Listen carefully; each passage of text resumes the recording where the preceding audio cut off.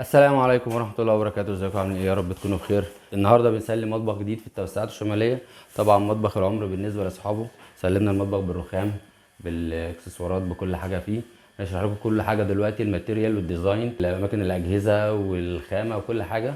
حاجة جميلة وربنا يبارك له، حاجة كويسة جدا. المواد اللي اتفقنا عليها في الأول هو اللي التزم بيها معايا، والحمد لله الحاجة طلعت أحسن ما كنت أنا أتوقع. الحمد لله. خليكم معانا.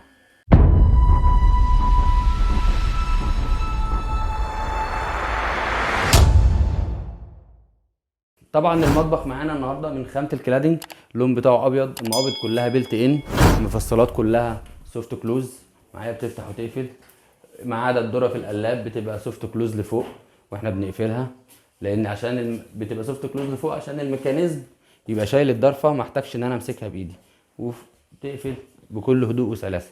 في البدايه طبعا احنا حددنا اماكن الاجهزه بتاعه المطبخ بناء على كذا تفصيله كده صغيره.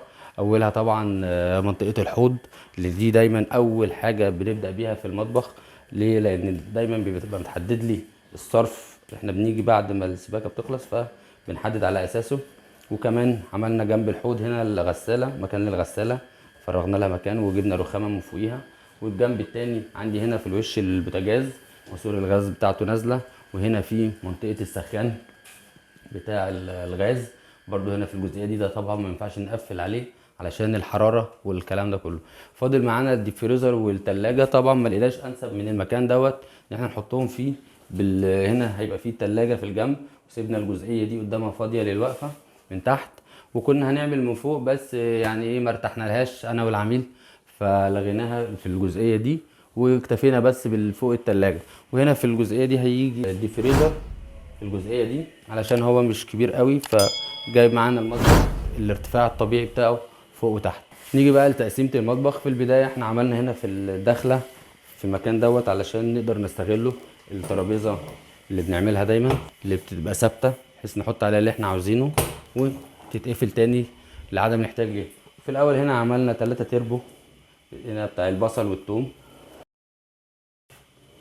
3 تربو بتوع البصل والثوم والبطاطس والحاجات دي، طبعا لان هما بيحتاجوا تهويه فبنفضل ان احنا نعملهم في بدايه المطبخ. وجنبيهم عملنا ضرفتين رفين تخزين. وجنبي البوتاجاز طبعا في الجزئيه دي عملنا ترول الزيت اللي احنا بنعمله دايما من نفس الخامه بتاعه المطبخ اللي هي الالوميتال. وجينا الجنب التاني ردينا على ال3 ادراج بتوع المعالق، درجين، وتحتيه كمان درج صغير يشيل الحاجات الصغيره بتاعه المعالق والشبك والكلام ده كله. وفي الاخر درج عميق يشيل معايا البرطمانات الكبيره والسمنه واي حاجه كبيره انا محتاجها باستمرار جنب البوتاجاز، بقدر ان انا احطها فيه. جينا هنا في الجزئيه دي عملنا درجين حلل كبار زي ما انتم شايفين بالعمق كله، دول معمولين مخصوص للحلل، لان انا عندي هنا مساحه محترمه ان انا اقدر اعمل درجين حلال كبار. ده ما بيتوفرش معانا في كل المطابخ ان انا اقدر اعمل الدرجين بالعرض ده كله. فساعات بيبقى ده العرض ده بيبقى 80، ساعات بيبقى 60، ساعات بيبقى 50 على حسب المساحه المتبقيه اللي احنا بنقدر نشتغلها. طبعا هنا في الجنب قلنا هيجي هنا ديب فريزر، فاضطرينا ان احنا نعمل الجزء ده ثابت. وعملنا هنا رفين تخزين بالعمق كله بالمساحه دي كلها، مساحه متر وعشرين سنتي، مساحه متر وعشرين سنتي، بحيث ان انا اقدر اخزن فينا هنا طبعا الجزئيه دي هيبقى فيها طبعا حاجات ميته، فهنحط فيها اي حاجه مش مستغله معانا من الحاجات اللي ما بتستخدمش في المطبخ. ده بالنسبه للجزء اللي تحت في الجزئيه دي. نيجي بقى للجزئيه اللي فوق. عملنا زي ما قلنا هنا فوق الثلاجه وحده تخزين كبيره، جنبها رفين برضو كبار اقدر احط عليهم اللي انا محتاجه كله. وهنا في الكورنر عملنا ضرفه برفين برضو بتشيل معايا. طبعا انا بحب دايما في معظم المطابخ بتاعتي ان انا اعمل الارفف كبيره واسعه بحيث ان هي تقدر تستغل يعني تحط فيها زي ما انت عاوز. هنا طبعا المفصلات كلها سوفت كلوز، وعملت هنا ضرفتين قلاب. هنا دي يونت كامله احط فيها اللي انا عايزه. وفوق هنا بس معموله علشان العداد بتاع الغاز، منطقه الغاز كلها قدرت ان انا الحمد لله ان انا اخفيها بالكامل من داخل المطبخ ان انت ما تشوفهاش من جوه.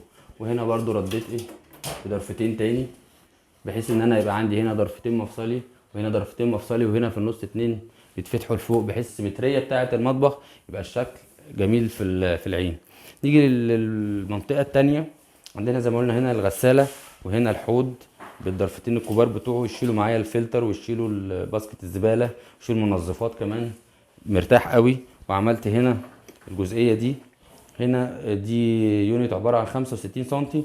اليونت دي ممكن ان انا فيما بعد اقدر اشيلها من غير ما اثر على الرخامه، لان في ظهرها صرفه غساله تانية.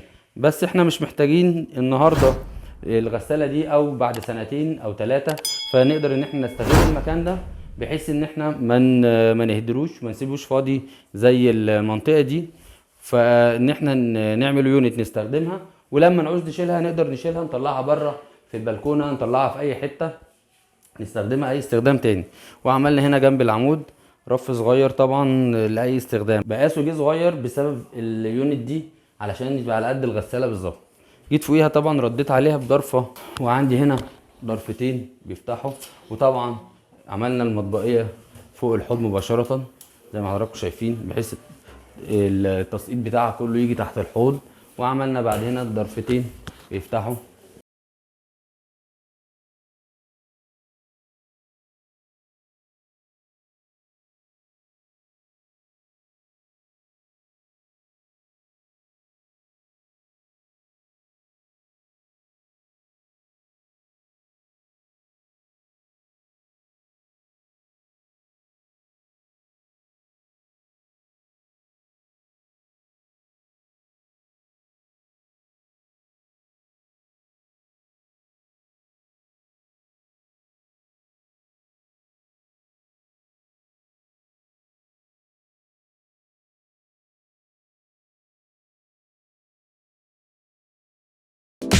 معانا الباشمهندس احمد طبعا يقول لنا رايه في المطبخ وفي التزامنا معاه وكل التفاصيل، يحكي لنا بقى هو.